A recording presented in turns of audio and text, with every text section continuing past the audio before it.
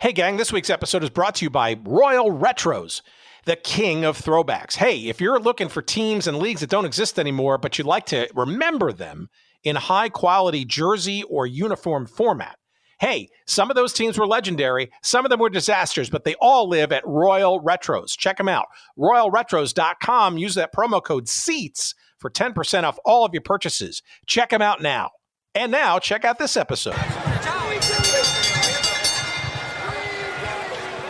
Ladies and gentlemen, here is the scoring of the officials. Referee Tony Perez scores about 144, 141. Judge Frank Cappuccino scores about 144, 141. And Judge Tony Castellano scores about 144, 140. The winner by unanimous decision, still undefeated, and the undisputed light heavyweight champion of the world, Michael Spinks. Michael Spinks. Well, there you have the official verdict, and as we mentioned, Ray, I've seen stranger things happen. That was a lot closer than you or Larry and I saw this fight. I'm so surprised the fact the fight was that close. The fight was not that close in my book. Although a very good fight by both fighters. I mean, they for a very, very impressive fight. So the referee and one of the judges scoring a 144, 141. That is quite close. And Tony Castellano, the other judge, scoring a 144, 140. So the judge is consistent at least, but seeing it as a lot closer situation than we here at HBO did. Nonetheless, the winner is, as we discussed, and that is Michael Spinks, who remains undefeated at 23-0 now. He is the undisputed champion of both the WBA and the WBC.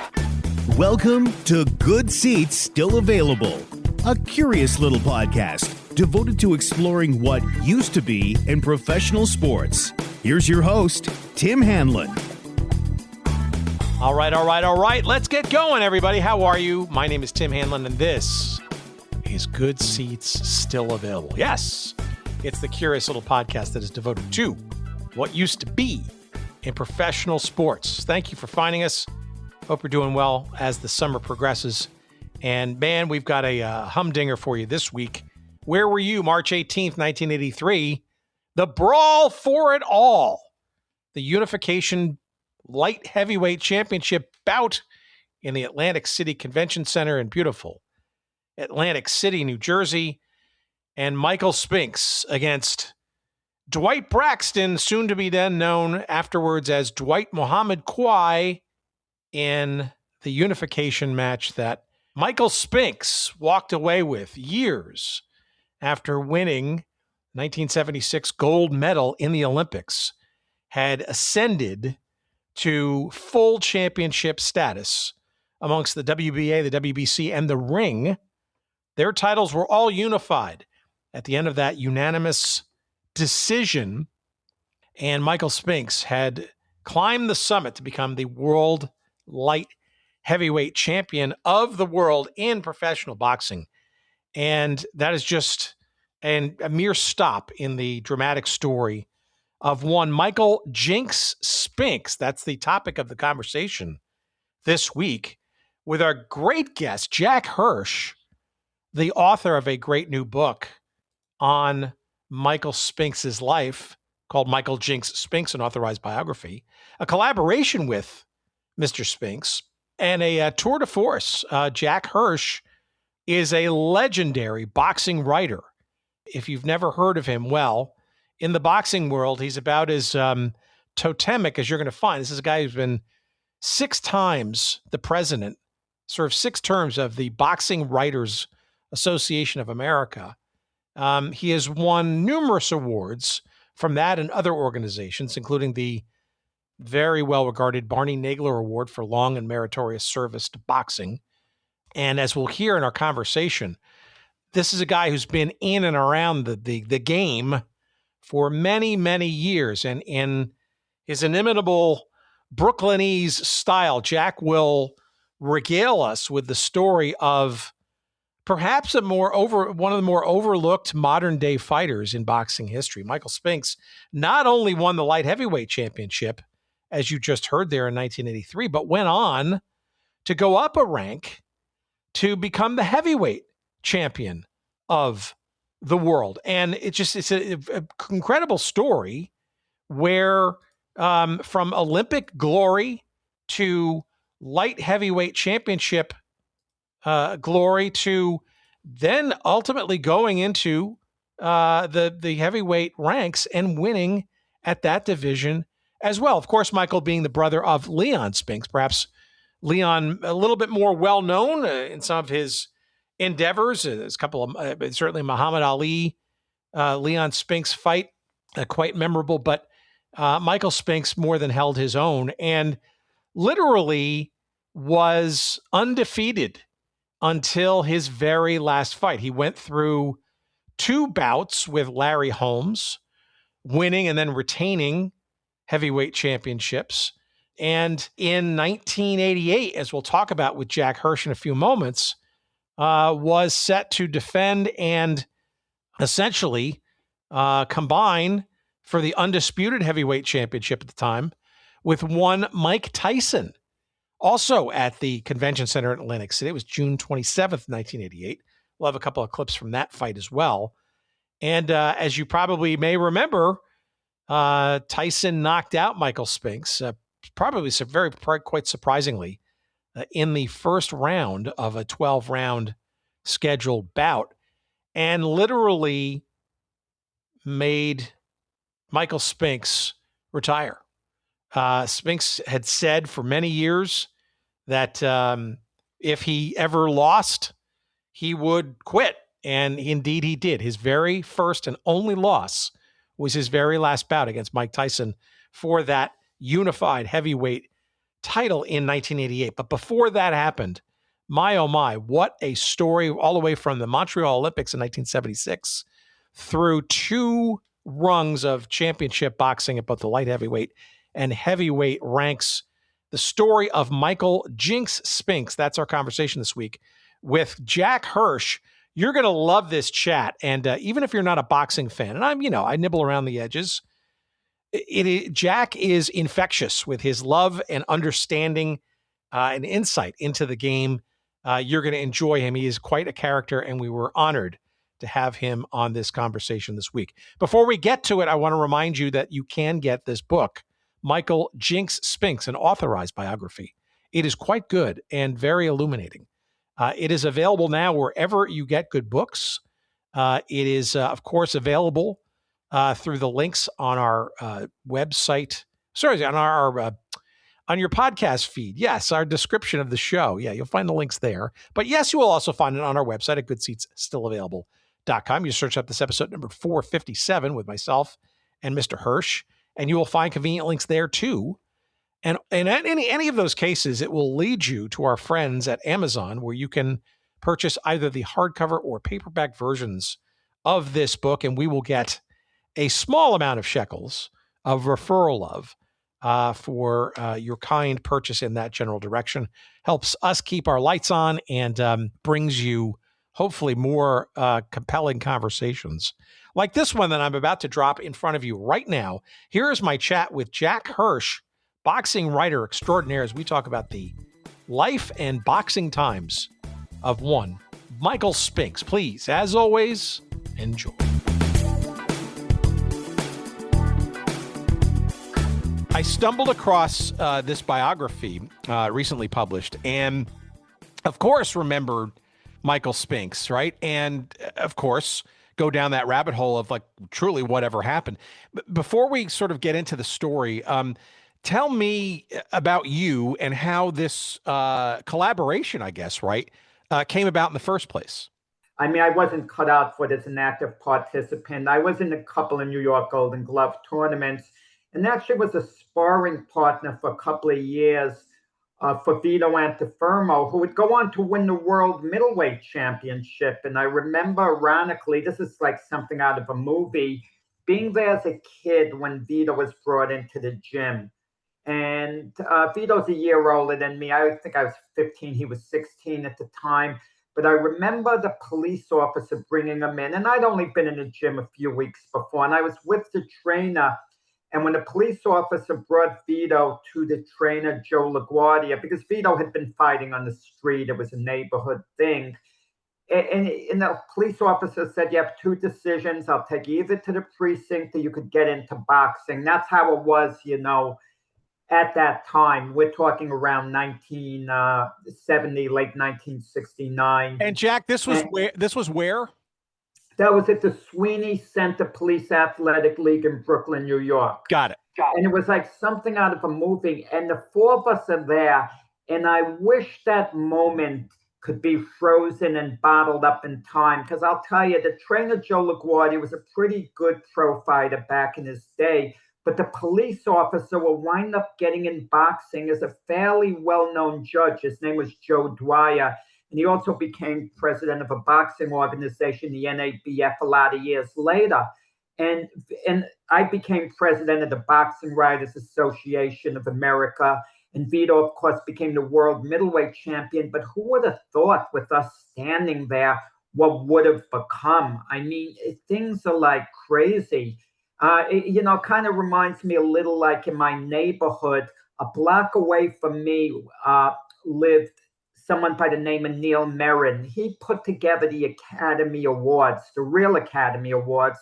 And what happened, he was a friend of mine. And we used to stop off at his house and we go to the park and it would be four of us. We would kind of play field hockey. They'd be on skates, I'd be on foot, But the point is, who would have ever thought that the kid that we were picking up would be in charge of the Academy Awards? And I was actually in charge of the Academy Awards of boxing, which is minuscule, obviously, compared to the entertainment one. But some of these moments to just freeze, the people you come across is phenomenal. So, okay.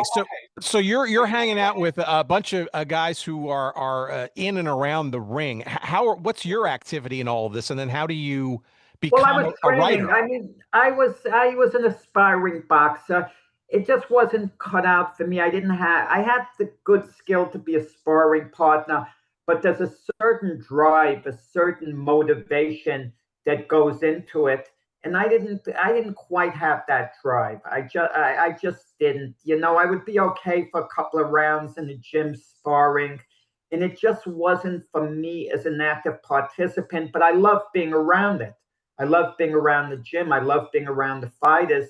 And as a kid, I go to shows at Madison Square Garden, all by myself, because most kids aren't boxing fans. I mean, they're fans baseball, football, basketball.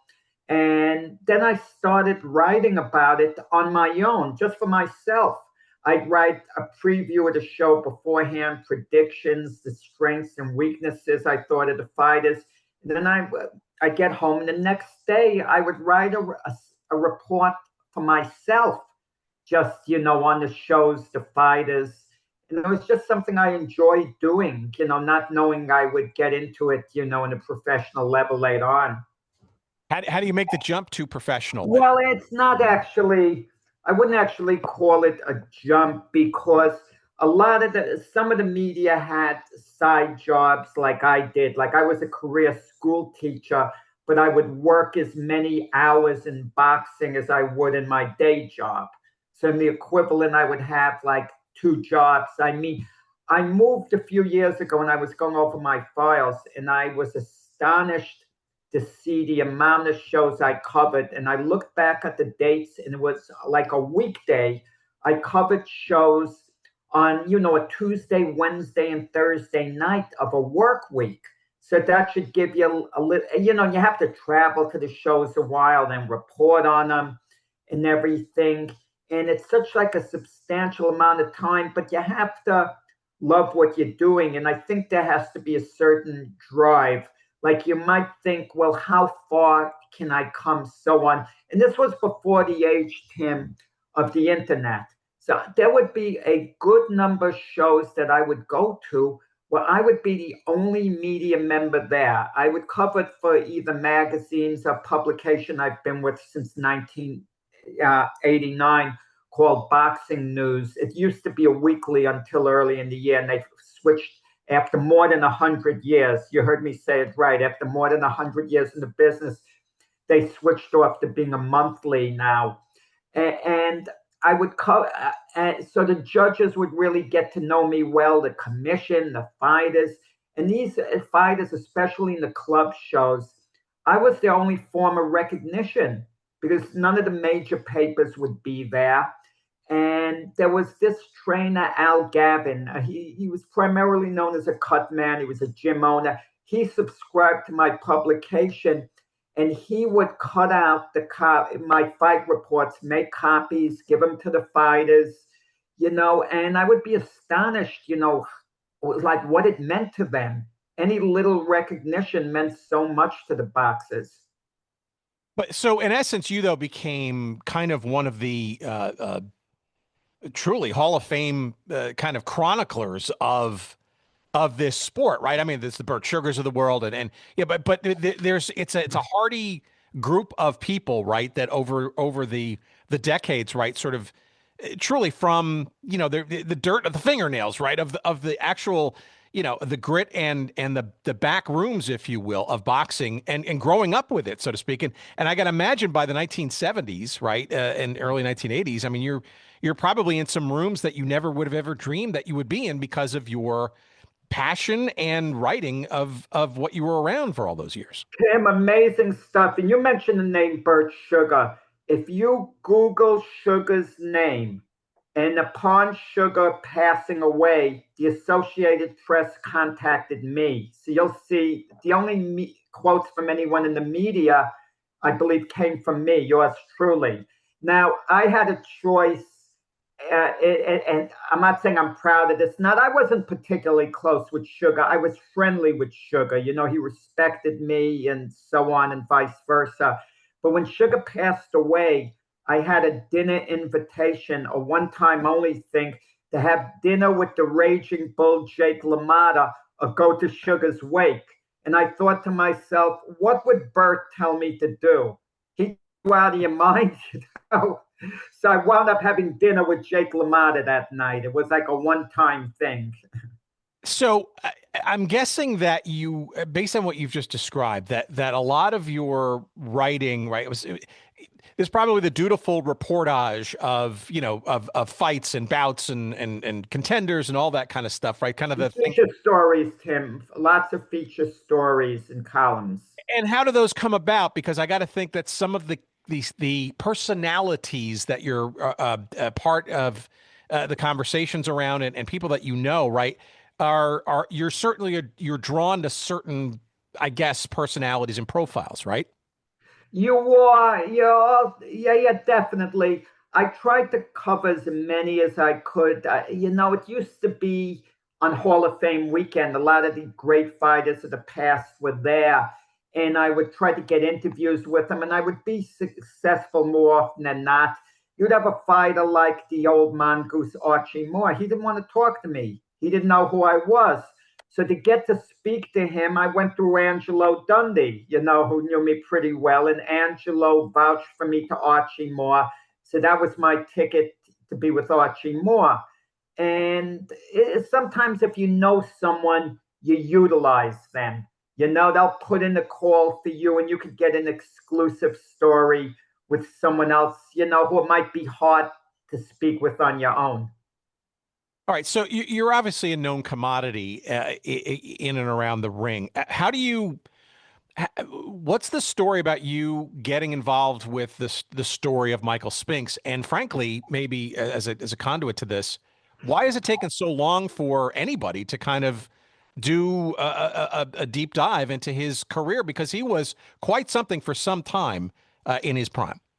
That is a great question because there's so many books out. Why hasn't anyone gotten around to Michael Spinks, who was a greater fighter at the very least than the majority of fighters who have books out on them? And I could explain first why it took me so long. I had to feel comfortable with the subject. I had spoken to two other well-known fighters about doing their biography. One of them I knew extremely, extremely well, and he trusted me 100%. but he was scared to go on the record with what happened in his past.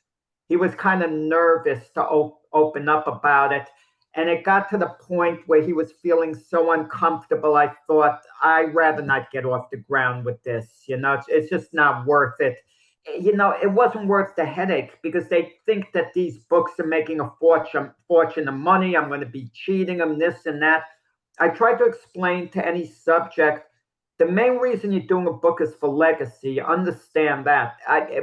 Books are not lucrative unless you're doing a book on someone tremendously famous. Like if you're doing a book on an athlete like Tiger Woods, LeBron James, that's lucrative. But any other lesser athlete, it's not going to be lucrative at all. It's a legacy thing to do. And Michael Spinks, I had met him. I'd actually arranged for him, I should say, to be a speaker at a banquet. I went through his agent, who actually is now his wife, Flo Anthony, at the time. And dealing with me was a good experience for them. But I wasn't counting on Michael Spinks' cooperation. I looked into it and said, a book has never been written on Michael Spinks. And one of the reasons is Michael Spinks was very hard to get in touch with, extremely. He would lock himself in his room in Delaware. He wouldn't answer his phone. That was just, his personality. So I called up his agent, Flo Anthony, and I said, look, I am doing a book on Michael. I can do it. He's a public personality. I don't need your permission to do it. But it would be a better book, I feel, if it was his biography and he cooperated, with it. And then I told, as a courtesy, tell me a reason why I shouldn't do the book, if you have any objection. And the only thing that would have stopped me from doing the book, Tim, is if they already had another writer and not known to me who was already working on a book on him. Then I wouldn't have competed. I would have scraped the idea. But she was understanding because Flo had written for Page 6 in the New York Post, and she appeared on all these TV shows. She was one of these gossip columnists and was also involved in boxing with a lot of world champions doing PR work, not only Michael, but notably Michael. And she said she understands Michael's a public personality, that I don't need their permission, that if I wanted to do it on my own, I could, but let her check with Michael and talk with him and see would he be willing to come on board. And much to my surprise, I got a call back within the hour. She puts Michael on the phone, Michael's on board. Now, the only problem here, and it wasn't a big problem, was I didn't really know Michael. I had met Michael, big difference involved, but I didn't know Michael. And now it became a question that having to get to know him, having him feel comfortable with me, and having him know the parameters of the biography. It wasn't going to be a fan book of his. I told Michael, I'm going to respect your boundaries to an extent. You might not want me to talk to a couple of people, and I'll take that into consideration, and I won't talk to them or contact them if I can work around it. But I'm going to have to take you to areas that you're going to feel uncomfortable talking about. And I'm going to expect you to give me answers on those. And even though the book is going to make you look good all in all, there are going to be parts of it, you're not going to be crazy about, because everything's got to be done for the sake of fairness. And to his credit, he understood. But to make him feel comfortable for that first meeting, I did a story on Michael's Olympic teammate from the 1976 Olympics in Montreal, that famous team, silver medalist Charles Mooney. And I arranged, and I got to know Charles, from the gym there in Palm Beach in Florida. And I arranged for Mooney to be FaceTime with Michael. Michael hadn't seen Charles Mooney in a lot of years. So when Michael sits down, I said, a friend of mine, he really wants to talk to you. He's a big fan of yours. And Michael and Flo look at one another like, what did they get themselves into? They didn't know I was setting them up. And then I put on Charles Mooney, and Michael was giddy. He loved it, seeing his old buddy he hung out with at the Olympic Village. and around town, and that got us off to a great start. And after that, we plowed ahead forward. Well, tell us a little bit, for those uninitiated, about sort of that Olympic story, because Spinks was kind of, what I say, an afterthought. I mean, his brother Leon was in the mix, right? But I don't think Michael was even on the short list, right, to make the team. And obviously it's a place where he stood out and made a name for himself that actually launched his professional career ultimately, right? Yeah. Michael was lucky in the Olympics, let me just say, to a large extent.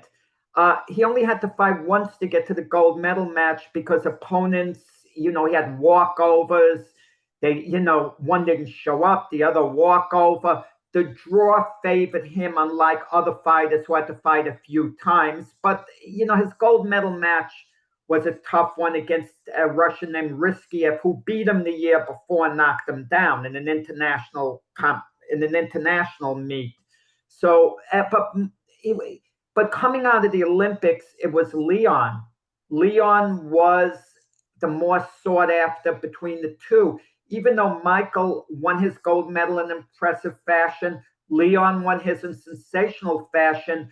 Plus, the United States was anchored with two big names, Sugar Ray Leonard and Howard Davis. Sugar Ray Leonard was oozing with charisma and, of course, turned out to be an all-time great as a pro. And Howard Davis, even though he never won a world title as a pro, didn't quite work out. He had a compelling Olympic story in that his mother passed away 3 days before he had to go to Montreal for the Olympics. I mean, he was in Montreal before he fought. And Davis was thinking whether he should go home or stay. And it was one of these stories that captivated America, that he's staying to fight and win the gold medal for his mother, which he ultimately did. So when Leon turned pro, it was around Butch Lewis, who became so big in Michael's life, was a vice president. And they signed Leon. It was a big deal to sign Leon Spinks. And they approached Michael to sign him. But Michael didn't want to turn pro.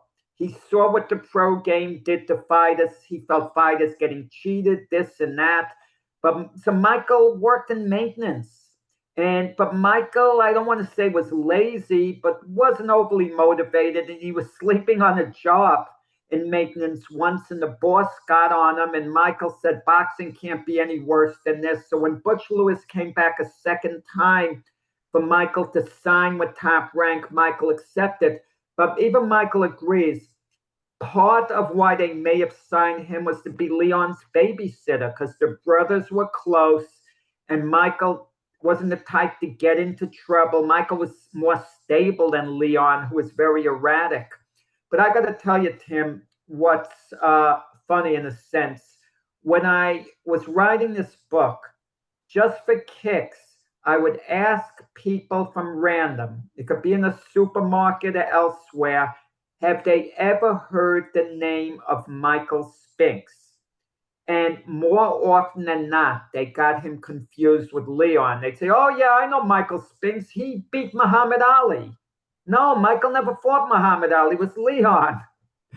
So Michael was by far the greater fighter. But even today, Leon is the better known of the Spinks brothers, even though Leon's no longer alive. When you think of the name Spinks, you'll think of Leon, before you would think of Michael, unless you're really a hardcore boxing fan.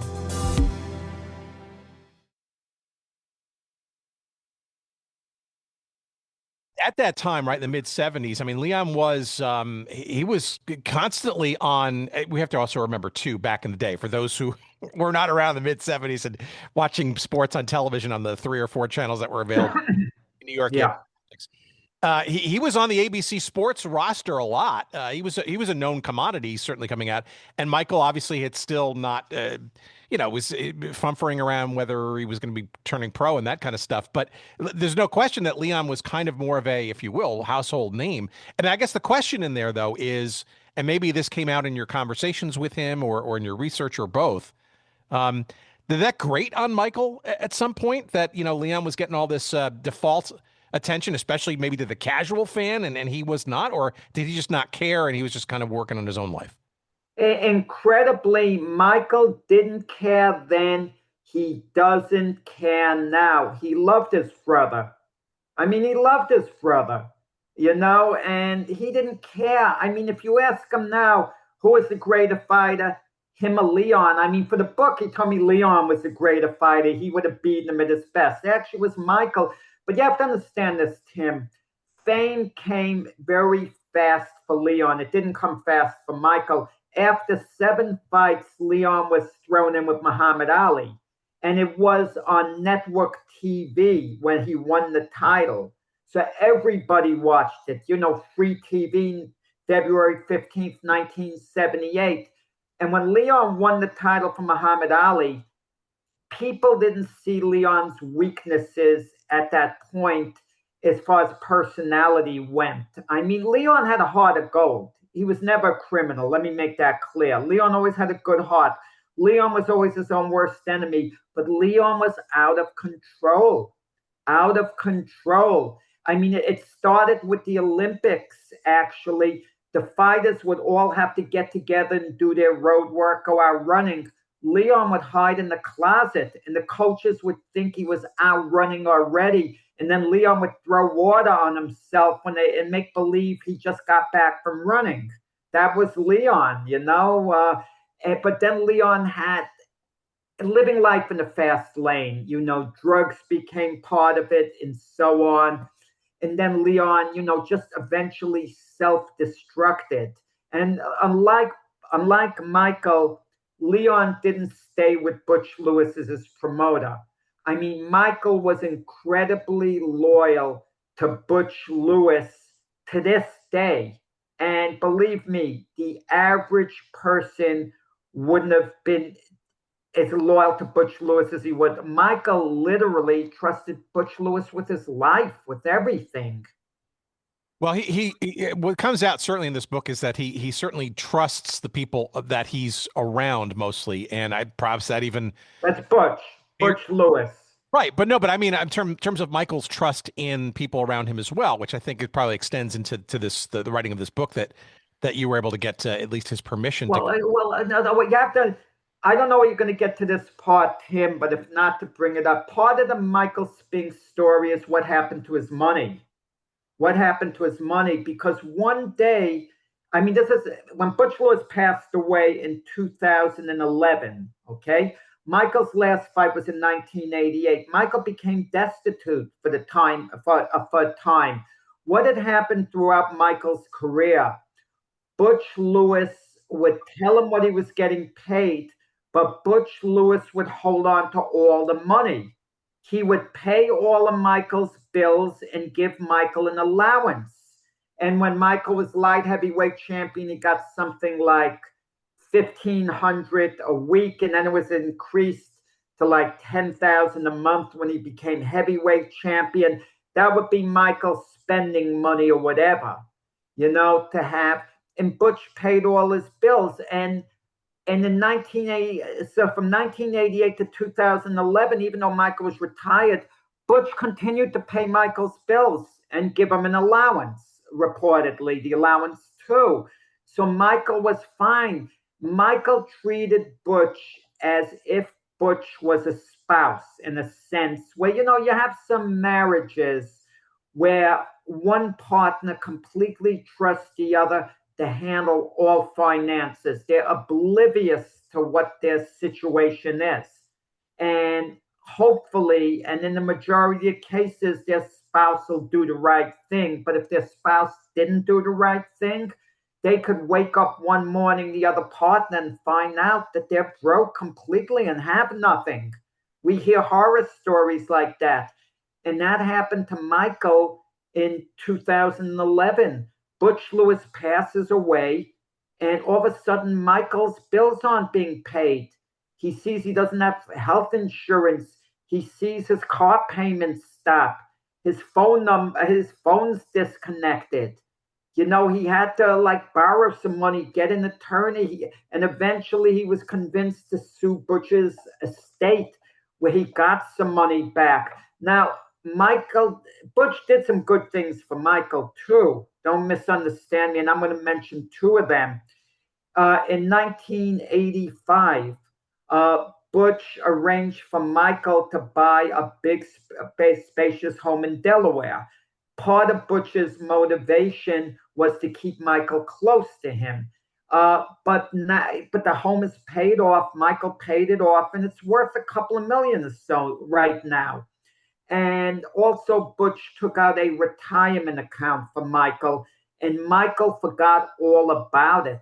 And then after 35 years or so, or whatever, 30 years, whatever the number is, Michael suddenly remembered Butch took out a retirement account for me. And he checked into it, and the bank had been trying to find Michael, get in touch with him. No one was able to get in touch with him. And that retirement account grew to a nice little sum where if it's budgeted properly, Michael will have like a nice little side income coming in. So, so Michael is better off than the majority of middle class people. And if Michael is prudent in how he handles his money, he'll be okay for the rest of his life, put it that way. Right. And I guess the sort of thread in there is, here's a guy who trusts, in the case of Butch Lewis, implicitly, but, perhaps at the end of the day, with all due respect, perhaps was fortunate or maybe smart in the people that he surrounded himself, versus perhaps some of the other horror stories that we've heard, not only in boxing, but in sports and fame and that kind of stuff, right? Because this is part of the peril, right? When you're not paying attention to the bills and the situation and stuff, but you are ascending in your career, right? As Michael was certainly doing. It's hard to it's hard when you're getting caught up in all that stuff. You're trying to focus on being the best that you can and your other parts of the demands on your life and stuff, right? So in some respects, right, this sort of somewhat fortunate that he discovers this stuff despite having to go through the loss. Yeah, four-way, Anthony, and Butch, he trusted Butch with everything. I mean, and Michael is naive in a lot of ways. He didn't like adult responsibilities. I mean, Michael even told me with the book, well, I'm sure if I asked Butch for all the money, he would have given it to me. And that's obvious he wouldn't have. I mean, Butch cared about Michael. Don't get me wrong. Butch Lewis cared about Michael. He was 10 years older. He would look after Michael, I'm sure. But at the time Butch passed away, Butch, it was obvious Butch didn't have as much money as he should have. And you wonder whether the payments would have stopped. Butch was close friends with Robert Johnson, the billionaire, who was the owner of the BET network, and Denzel Washington. Butch loved hanging out with those two. And there'd be times when Michael would call Butch. They'd be in the same hotel, but Butch would turn his phone off. I mean, Butch looked at Michael, I guess, as like a nephew who he cared about a great deal. I mean, that's the best way of putting the relationship. I mean, an uncle who cares a great deal about a nephew is going to look out for him without question. But Butch also was flamboyant. He wanted to go big time in everything. Where, he had these grand ideas. And shortly before Butch passed away, he threw a 65th birthday party, and he spent a mini fortune on that party. And where was the money coming from? Yeah, and look, professional boxing, right, is its own unique world, right, of over the top and characters and even beyond characters, right, in shadiness and Yeah. bombastic approach. It's a unique sport, and God bless you for having been a chronicler of it for some time, because it's got to be. I'm sure you've got more stories than just this one. But let me go back to Michael's kind of early pro career, because I think it feels like it was almost sort of the antithesis of that pomp and pageantry and over the topness, right? Because this is a guy, right, who probably was underestimated from his gold medal performance in the Olympics, right? To your point, you mentioned that he had two walkovers it wasn't he had a bye in the first round, right? I mean, I think people kind of, when he turned pro, probably started underestimated him, at least in the beginning. What was his journey in the early years? He wasn't even at the heavyweight level at that point. Yeah, no, you're right. He started out like he'd have fights where he'd weigh like 168, 169, and he was a light heavyweight. The limit for that's 175 pounds, so he didn't have any trouble making the weight. But you're right, he wasn't considered this great prospect. I mean, people recognize he had talent. Potentially, who knows, maybe he could be a champion, but people weren't excited about him. A case in point would be Bob Arum at Top Rank, who has a great eye for talent. When Bob Arum had the falling out with Butch Lewis after the second Muhammad Ali-Leon Spinks fight, their rematch, part of the settlement that Top Rank made with Butch Lewis was he could take the Spinks brothers with him, and they could be his fighters. They wouldn't have anything to do with Top Rank anymore. Now, Leon was kind of off the rails in his conduct. So after Top Rank promoted him one more fight after he lost to Ali, a fight that Leon was stopped in the first round by Jerry Coetzee, Top Rank didn't care whether they promoted Leon anymore or not, because his market value went down a lot, and they didn't see Michael Spinks as being, this major attraction, this great fighter, so they let him go. And it turned out he was the franchise player for Butch Lewis Promotions. Butch Lewis, you could say what you want about his conduct. He did an incredibly great job getting Michael the best fights throughout his whole career, from beginning to end. It was masterful. If there's anything they could have maybe done a little better, and this goes for both Spinks brothers, they should have fought in St. Louis more, because that's where they were from, and that's where they should have developed a little bit of a home base. But Michael only fought once in St. Louis in his whole career, and it wasn't even in a big fight. And then 2 years after Michael turned pro, he basically settled in Philadelphia. The Olympics were in 76. Michael born and grew up in St. Louis, but 2 years after turning pro, he lived in Philadelphia from 1978 to 1985, and then he moved to Delaware.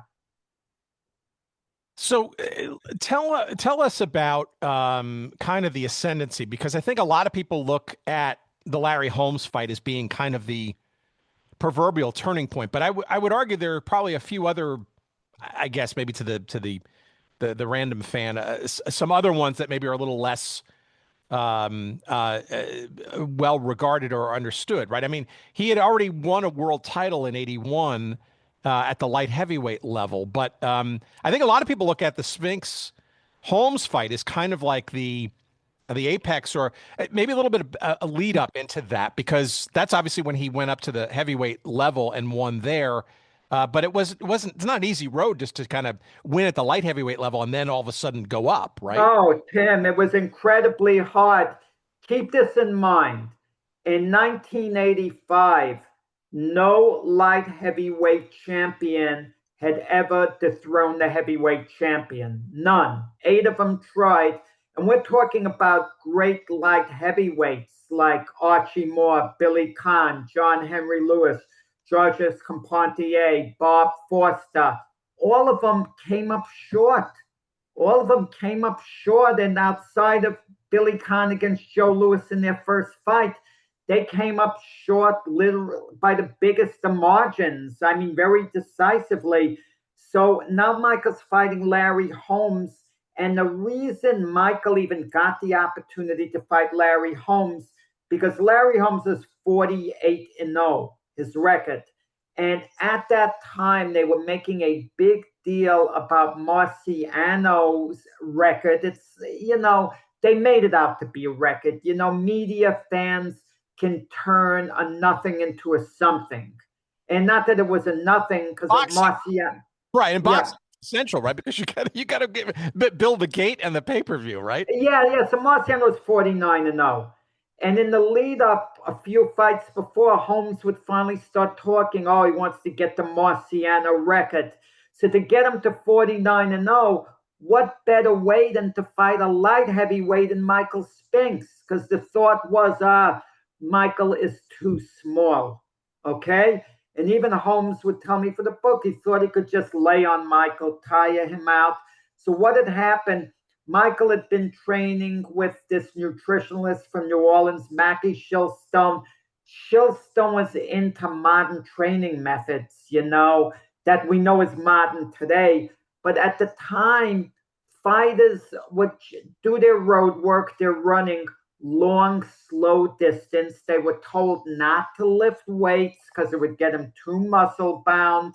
And Shilstone devised a whole new plan, with nutrition and everything, where Michael would be, get a pair of running shoes, work out on the track, lift weights in certain intervals, do things much different that were out of the box, not the traditional boxing training. And a lot of people scoffed at that, including Sugar Ray Leonard at the time. And it actually worked. And as Mackie Shilstone said, when Michael got on the scale, he normally had to weigh 175 pounds for light heavyweight fights. They set the needle at 180 pounds, figuring, okay, maybe Michael will be a few pounds extra because it's a heavyweight fight. So he won't be 175, he'll be 180. And Mackie Shilstone said, you should have seen the look on Holmes's face when they kept raising the needle till it got up to 200 pounds. So actually, when Michael got in the ring, he was actually a heavyweight that night, even though people didn't think of him as such. And some people still don't because, of how Michael's career ended.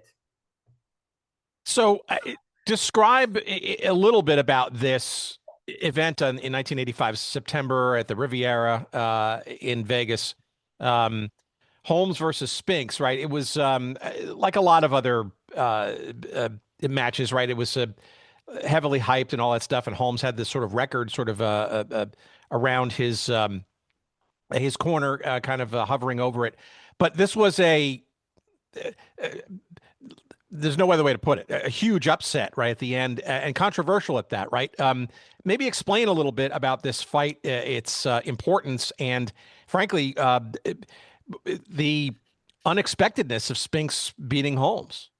Yeah, I mean, any close decision, Tim, is going to be called controversial, that people are going to be complaining. And let's put it, Spinks legitimately won that fight. He legitimately won the fight. Well, remember, this one is still in the hands of the judges, and while the crowd and people at this table seem to think that we are looking at a new champion, once again, you have to point out that we have seen some very unusual decisions here in Las Vegas. Let's get the decision now from Chuck Hall. Chuck? Ladies and gentlemen, here is the decision of the judges. Judge Dave Moretti scores 143-142. Judge Harold Letterman scores 143-142. And Judge Larry Wallace scores 145-142 for the winner by unanimous decision and new IBF heavyweight champion of the world, Michael Spinks.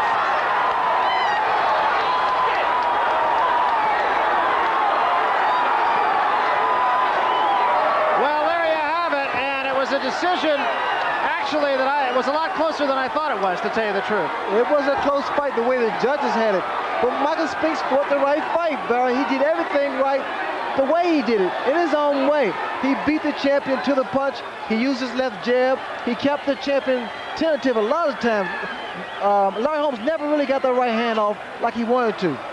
And so we have a new heavyweight champion just that quickly. Now, you can make a case for Holmes deserving the decision, of course.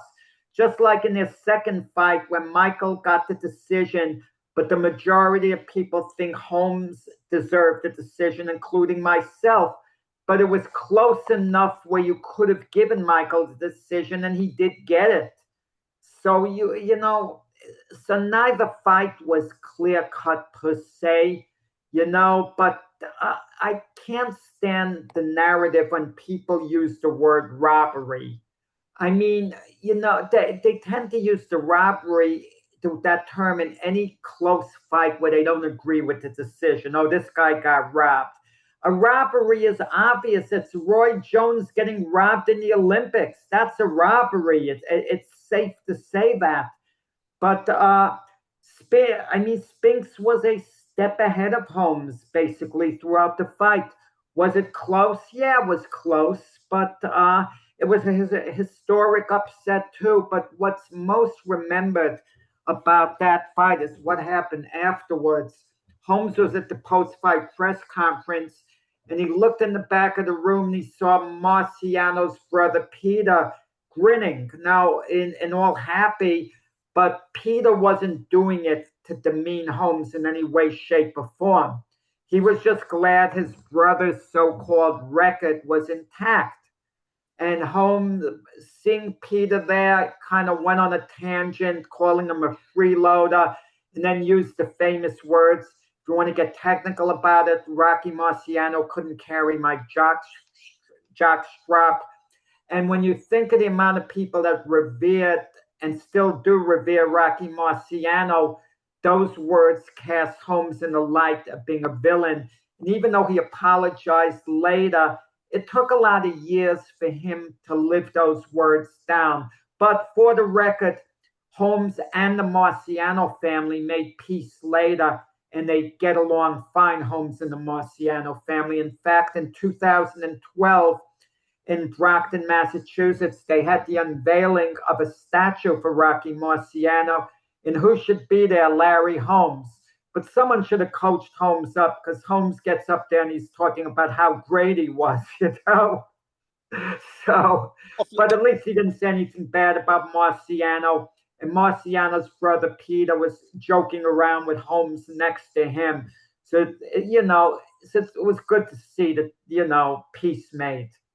Couple of things to unpack from that, right? So they actually had a rematch the following year. Yeah. Spinks won again, this time by a split decision, and then Holmes decided to retire after that fight. So it's clear that Spinks kind of had Holmes's number, and you could also argue maybe wasn't so controversial the first time. But second, and very interestingly, right, this you can't undersell this enough, right? Because or you can't overstate this enough.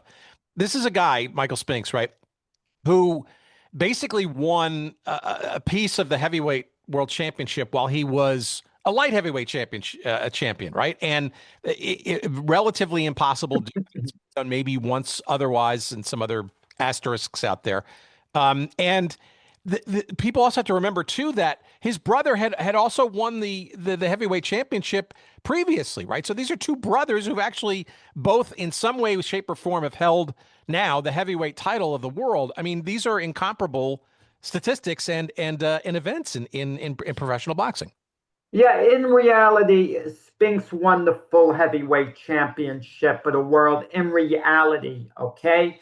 And no one else was a legitimate heavyweight champion when Spinks held his title. He beat one of the greatest heavyweight champions in history, Larry Holmes, who was unbeaten. He beat him in the ring, but HBO was running a tournament, and we have all these sanctioning bodies who like to have their own champion, and the public is gullible. It takes very little to move the public, to move the needle as far as the public goes. I hate saying it. A lot of the public, they just don't go along with whatever. And, so there was a WBA, a WBC, an IBF champion, the whole works. But Spinks was the lineal champion. He held the title that counted the most, by far, not even close. So I kind of wanted to clear that up. And Spinks did not lose the title until he was knocked out by Mike Tyson. And Mike Tyson is considered by many to be the youngest heavyweight champion in history. But the truth is, Mike Tyson wasn't the youngest heavyweight champion in history. Mike Tyson was the youngest belt holder. He won the WBA heavyweight title by knocking out Trevor Berbick, who held a WBA title, but Trevor Berbick was not a legitimate world heavyweight champion. Or was it the WBC title, I think? Or WBA, WBC, I forgot. Doesn't matter. But Mike Tyson finally could say he got his due as a full heavyweight champion when he knocked out Michael Spinks.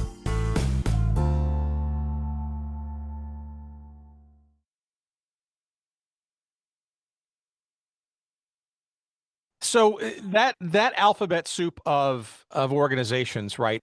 Which to the outside world is it's. I mean, even those inside, as you mentioned, can get confused with the various letters and stuff, right? And there've been so many of them.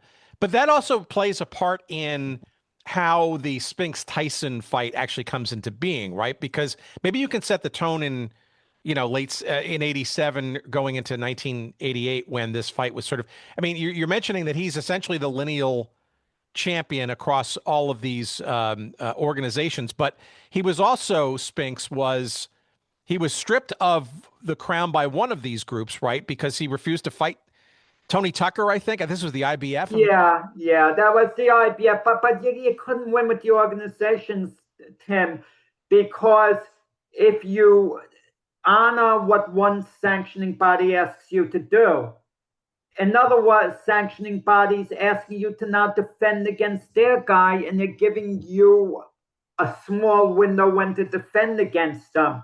And it's impossible to keep satisfying all of them.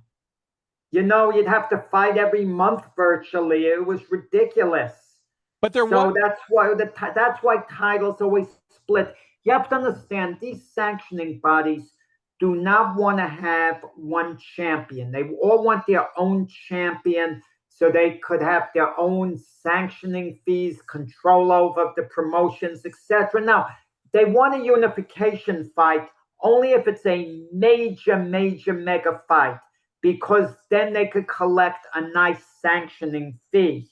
But once that mega fight is done, anyone who becomes a so-called undisputed champion, they're only going to be undisputed for a month or two before one of the sanctioning bodies strips them. I mean, like even today, one of the sanctioning body champions is Daniel Dubois, and it's a complete joke to call him a heavyweight champion. I mean, it's laughable. Not that he's not a good fighter. He's a pretty good fighter, but he got knocked out twice by Alexander Usyk. It would just be a joke to call him a champion. And the WBA has this guy, Murat Gasayev, as their champion. It's a complete joke. It's so laughable. And that's the reason why I kind of brought it up. I didn't want to scratch that itch too hard, but it's No. Hey, Tim, listen. I don't know how big a football fan you are, but the Seattle Seahawks are the Super Bowl champions. How would you like a new football organization come up and they declare that they make the Dallas Cowboys play, whoever, the Baltimore Ravens for, to be the champion of the NFL, and whoever wins that game, are you going to consider them more NFL champions than the Seattle Seahawks? That would be ludicrous. Right. Well, but the reason I'm bringing it up, right, is because this Tyson Spinks fight was heavily hyped as, I think the subtitle was Once and For All, right? Mike Tyson. Michael Spinks. This Monday night at 9 p.m.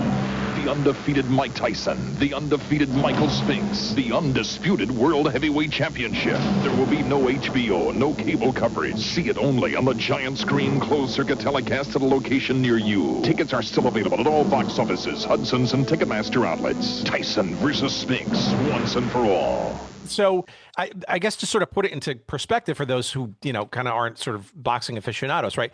There was definitely mutual titles coming to play after a bunch of different sort of setups of fights prior to this, right? Where Tyson held some belts from, I guess, the WBA, the WBC, the IBF, and Spinks was the de facto lineal champion, and I think the Ring, which also has its own sort of sanctioning thing too. So I guess it seems to me that there was this hype, at least, if not fact, that this was going to be, quote unquote, a unification bout for the heavyweight championship. Is that? Oh, yeah. Oh, no, without question, Tim.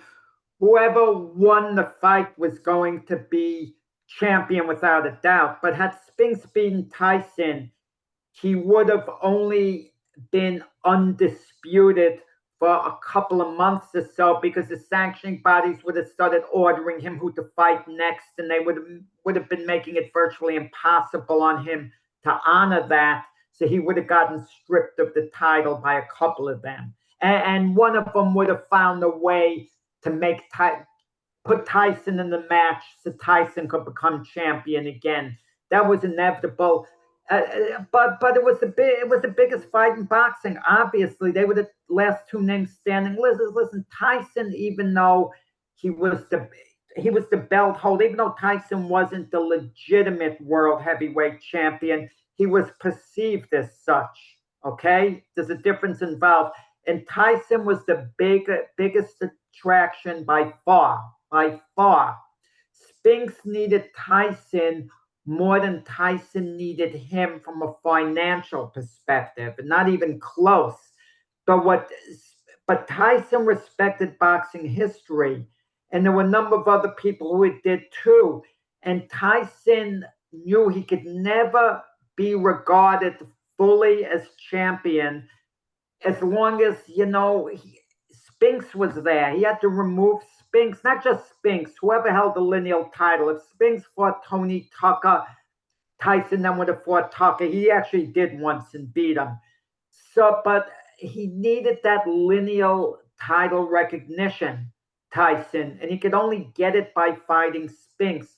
As much as Tyson's people despise Butch Lewis and having to deal with him to work out a deal to fight Spinks, they were kind of, forced into it in a way. Now, financially, there was a split where Tyson got about 62.5% of the money and Spinks about 37.5%, even though Tyson in reality didn't have a stronger claim to the title because Tyson was perceived as a champion.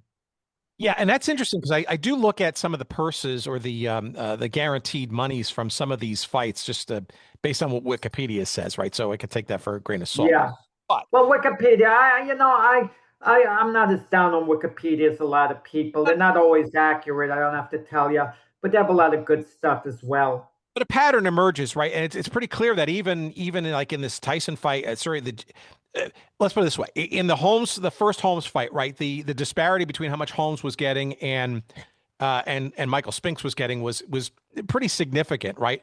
Obviously, that got better with the rematch and the two fights after Holmes, which were more. I mean, Jerry Cooney, obviously, but even the disparity there when Michael Spinks was getting a higher purse was still relatively smaller to the competitor than the yawning gap between Holmes and him in that first fight, and Tyson certainly in this fight, this unification fight.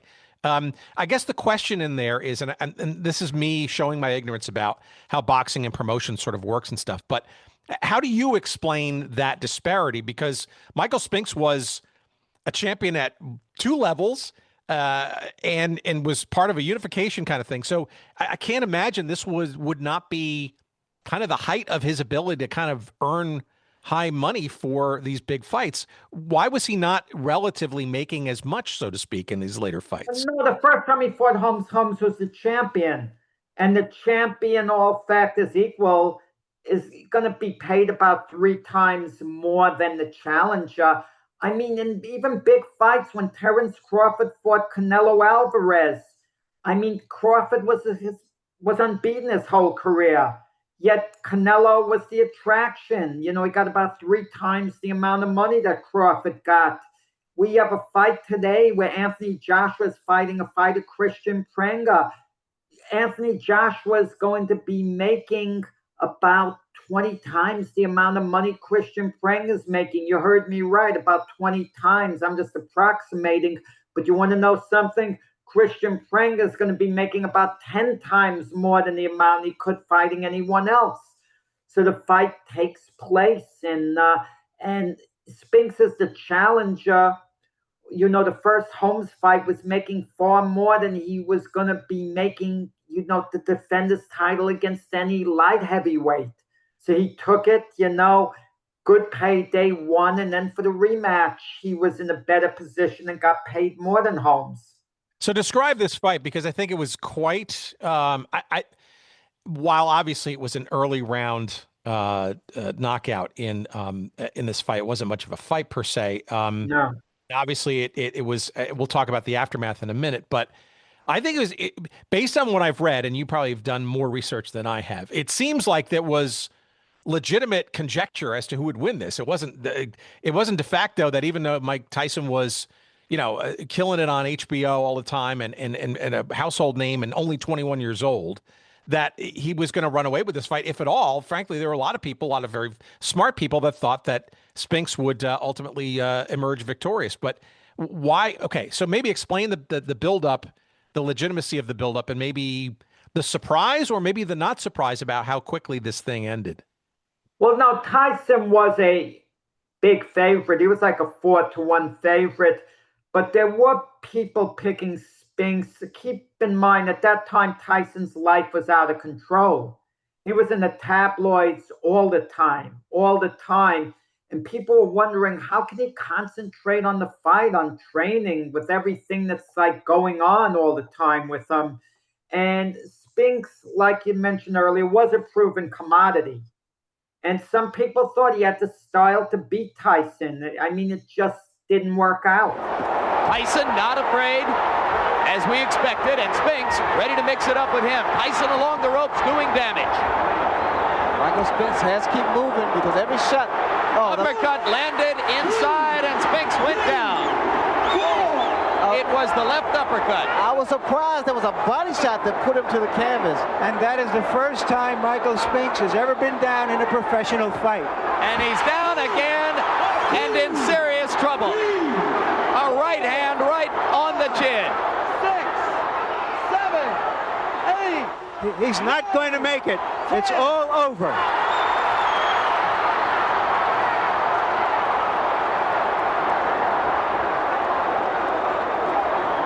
Now we know why Butch Lewis wasn't anxious for Michael Spinks to fight Mike Tyson in the unification series. What happened in that round was that Mike Spinks got hit, and his natural instinct as a champion and as a winner was to try to fight back instead of covering up. And because he wanted to fight back, he got knocked out. You know what haunts Spinks? Partly his reputation. The way he lost to Tyson in one round, the perception is that Spinks lost because he was scared. He was so frightened of Tyson that he froze. And Michael talks very honestly about things, and he gives Tyson full credit, doesn't make excuses. But he said, he would admit if he froze, if that was the reason he lost, because he was scared. He told me there was one night where he was up in bed and couldn't fall asleep, worrying about what Mike Tyson might be able to do to him. But he then put that fear out of his mind. Spinks, you have to understand, he had a pattern in all his fights. He was a slow starter. He would always take a couple of rounds to size up an opponent, and he would get better and better as the fight went along. He would break an opponent down. That was the way he operated. And against Tyson, who was as quick a starter as could be, an explosive destroyer from the opening bell, that was the worst thing to do, to be methodical. You couldn't take your time. It's like a race, Tim. You have to be ready to sprint if it's a short race, even if it isn't as short or whatever. But you have to be ready to run hard from the beginning. This wasn't a marathon, and Spinks was treating it like a marathon. The opening rounds would be a warm-up, and he'd get Tyson in the second half. And Tyson came at him so quick. Spinks didn't expect that. He should have, absolutely should have. And he said Tyson surprised him with his quickness. And Spinks said he was actually quicker than me. I wasn't counting on that. I was counting on my speed being an advantage, and it wasn't. Do you think that let's put it this way? I think a lot of people look back at that fight and almost consider it kind of the pinnacle of Tyson. Um, Yeah. I mean, is number one, is that true? And then number two, why do you think Michael decided to give it up after that fight? Not immediately. I think it's like a month or two later he kind of made that decision, but Yeah. never lost until that point. I mean, and still relatively young. I mean, 31. I mean, it's not young, but why do you why the sudden why not continue and try to rehabilitate the image and all that?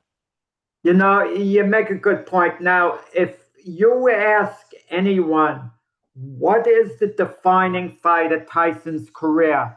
What is the big highlight? They're going to tell you the first round knockout over Spinks. That was the highlight of Tyson's career. As far as Michael retiring, people don't realize Michael was different from virtually every other fighter in this sense. He always had an attitude, I'm not going to retire unbeaten. He says, I'm going to keep fighting till I lose a fight. That's what he would be saying during his career when he was champion. When I lose a fight, I'm going to get out. Other fighters talk about retiring, who haven't lost the pro fight. They talk about retiring unbeaten, or even if they've lost the fight early in their career, they talk about retiring as champion. Michael said, I'm going to fight until I lose. When I lose, that'll be it. Michael never worried about his legacy. He never worried about his place in history. He never cared about that. He was nonchalant about it. Did Michael take pride in his performances? Of course he did. He wanted to do well. But for Michael, boxing was a job. It was something he did very well. He'd come in, it was a job. He enjoyed doing it. It was a job. He enjoyed the routine. He enjoyed the life of a fighter. It was the only real job he had for any length of time. And he'd even tell me that after he retired, the thing he missed most was not having his job. He would even go to the gym, work out a little bit. He just loved having a routine. And then all of a sudden that routine is gone. It's like that in society. Someone retires and all of a sudden they don't have a routine anymore. They don't know what to do with their time, some people. And it's a very interesting sort of insight because it gives you a little bit of a window into the personality where perhaps he's evolved enough as a human that he recognizes that, I've done what I've done here. I need to sort of recognize, where the planets are sort of aligning. There's no question, right, that he will go down in history as being perhaps one of, if not the greatest light heavyweight champions. I mean, you could make the argument that the time that he won the light heavyweight titles, I mean, it was probably one of the deepest pools of talent in pro boxing around the time. I mean, we're not here to debate that, but and then went up and when this guy Michael Spinks is absolutely in the pantheon of one of greatest fighters in modern times. Well, I got to tell you, Tim, it's interesting how Michael Spinks is rated. There are different ways to rate a fighter. Michael Spinks had 5 fights as a heavyweight. Okay, he won the 2 Holmes fights. He stopped Jerry Cooney and looked sensational doing it. He knocked out a fighter, Stefan Tangstad, a fighter from Sweden. And of course, the loss to Tyson. Because of the Tyson loss and him only fighting 5 times as a heavyweight, no one thinks of him as a heavyweight. No one wants to rate him as a heavyweight. And no one thinks about putting Michael Spinks on any pound-for-pound lists. Rather, they want to just rate him as a light heavyweight champion. And his legacy has grown upon retirement as one of the greatest light heavyweight champions in boxing history. So he does have that legacy. I go on to a lot of these, social media posts and take a look at people commenting, and you see mythical fights. Well, how would Spinks have done against Roy Jones? And people are split to a large degree who would have won. And considering how great Roy Jones was for years, as a pound-for-pound claimant, that reflects very favorably on Michael. Michael himself doesn't care that much. Not that he's indifferent. Look, he's appreciative of people feeling, wow, you're one of the greatest fighters. I loved watching you fight. He really does appreciate that. But if even myself as his biographer, if I sat down, I said, Michael, I got to be honest about it. I think you're a great fighter, but I think so and so, and name a bunch of guys who are better than you. Just my opinion. He wouldn't object, wouldn't get mad about it. Even in the book, I make a brief reference to the Holmes rematch being controversial, and I make a brief reference to me having Holmes up by a couple of points. Another fighter might be furious with that. How could you put that down? You're my biographer. I don't like that. And the people around him might complain. Michael didn't mind at all. Michael's thing is, you're entitled to your opinion. I disagree. I think this, that. And he's fine with it. So let me throw in this as sort of as a cul-de-sac to this conversation. This has been great, very insightful for sure. And short of having him with us to talk directly, but maybe this is part of the question. Do you think that, and boxing is certainly one of those over-the-top sort of promotionally driven things, and certainly was back in this era especially. Do you think the fact that his personality was almost the antithesis of that?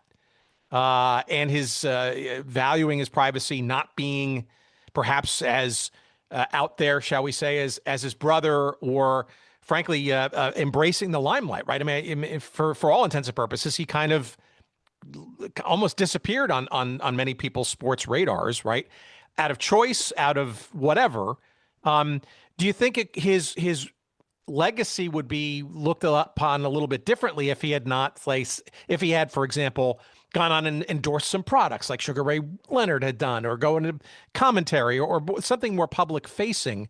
I think that's probably a legitimate thought, that maybe if he was a bit more visible in his post-fighting career, he might be more well-regarded. I mean, sad to say, but is that possibly the case? That's possibly the case, but Michael, by his personality, he likes people. Don't misunderstand me. He loves going to banquets, functions, seeing old opponents, and all that. He loves that. But when he's not invited somewhere to any banquet, he doesn't initiate doing anything on his own. I mean, you could leave Michael in a room for 2 weeks and just bring him his food and he'll watch TV. I mean, that's just his personality. He's like so laid back. And, and the reality is with boxing, Michael's at a state now where, he had a lot of years in the ring and a lot of years sparring with top guys from Joe Frazier's gym in Philadelphia. Most fighters, the wear and tear of the ring, it does take a toll on them. It does take a toll, and it does slow him down to an extent. But Michael does get around. I mean, a year ago, I invited Michael to a banquet that was being run by the Boxing Writers Association of America, which I'm very involved with still, and which I was a former president of. And off on the side was Alexander Usyk, the current heavyweight champion, being interviewed by a mob of reporters.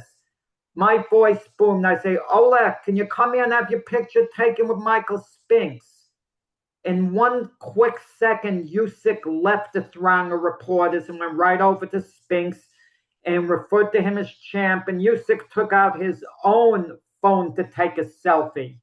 That's how high Michael was regarded to him, the reverence that the current champion showed to the former one. It was a nice, human moment. And I would hope a biography like this would also be helpful in that regard too, to kind of maybe broaden a little bit of the memory and the legacy of this fighter. And again, I think Michael Spinks is underrated as it goes on, right? And this is partially why we do this show, is to kind of go into like things that have, for whatever reasons, have been kind of overlooked or whatever. There's no question in my mind that this is, this is a story that needs to be, and kudos for finally, persisting to get this out there, because this is clearly a story and a legacy that needs to be not only remembered, but revered. And it's nice to know that some of the fighters that have come, in the generations afterwards, are at least recognize the greatness of this fighter, Michael Spinks. Yeah, definitely.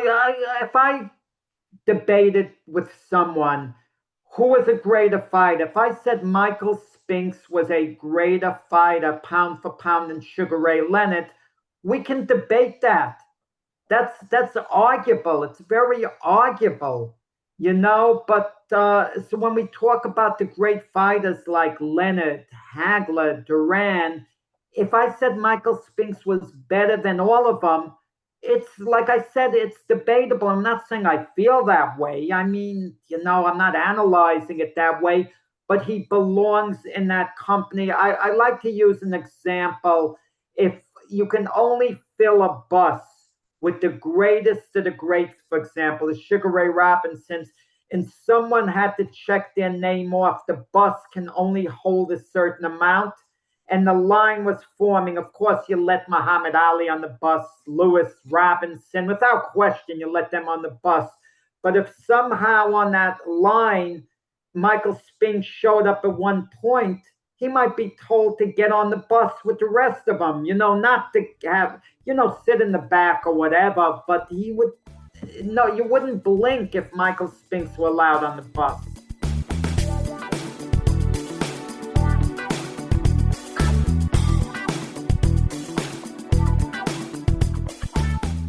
All right, my thanks to Jack.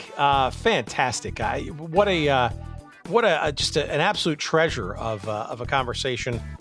This man knows his stuff, and as you may have heard there, has another book coming out, hopefully in the months to come, on the great Jimmy Ellis, another overlooked fighter of stature in the 1970s, 1980s. Much like this week's conversation, Michael Spinks, and the book is a must-read. It's terrific. It's an authorized biography of Michael Spinks. It is called officially Michael Jinx Spinks, an authorized biography, and it is by our guest this week, Jack Hirsch, and you can find it, of course, wherever you find good books. But we'd love it if you'd consider purchasing it through one of our links, either in the show description in your podcast feed or there, or on our website at goodseatsstillavailable.com. You search up this episode number 457. Yes, we post all of our episodes there. And in there, you will find a couple of convenient links to our friends at Amazon, where you will be able to get this book in either paperback or hardcover version as quickly as humanly possible. We've got a couple of shekels of referral of as recompense, and we appreciate you at least considering purchasing the book in that general manner. Of course, our website, again, goodseatsstillavailable.com. We put all of our episodes up there. It's one of the numerous places you can find this show. A lot of great imagery and stuff, and there's a search bar in there. And so if there's a topic you think that we've talked about or would hopefully like to see, chances are pretty good that maybe we've at least nibbled around it. So do yourself a favor and check it out there. It's a great way to get yourself more immersed in the doings of this show. You can send us email at hello@goodseatsstillavailable.com. You can also follow us on the various socials. You'll find us on X at Good Seats Still. You'll find us on Blue Sky at goodseatsstillavailable.com. And you'll find us on various other places like YouTube, where we post and stream all these shows. Threads, I think, where you'll find us on. You'll find us on Instagram and Facebook, all at Good Seats Still Available, all one word in all of those places. Our thanks, of course, to the great Jerry Payne for his audio excellence once again this week. And, of course, to you for listening. I appreciate it. And more fun, excitement, and interesting discussions and conversations and people to listen to going forward in the weeks to come. Please stay tuned to your feeds. More to come. Happy summer, everybody. We'll see you soon.